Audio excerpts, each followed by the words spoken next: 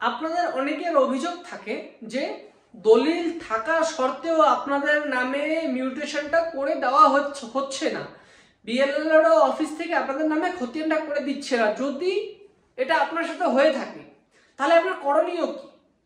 এর জন্য আপনাকে প্রথমত বিএলআরও অফিসে আবেদন করতে হবে আপনার নামে মিউটেশন করে দেওয়ার জন্য। তারপরেও যদি আপনার কাজ না হয়, তার পরবর্তীকালে আপনাকে আবারও আবেদন করতে হবে এসডিএলআরও অফিসে। এসডিএলআরও অফিসে আবেদন করার পরেও যদি আপনার কাজ না হয়, তারপরে আপনি আবেদন করতে পারবেন ডিএলআরও অফিসে। এবার দেখা যাচ্ছে আপনার ডিএলআরও অফিসেও কাজ হচ্ছে না। এবার আপনি যে 3টা অফিসে আবেদন করেছেন, আপনাকে কিন্তু প্রত্যেকটার রিসিপ্ট কপি আপনাকে নিতে হবে।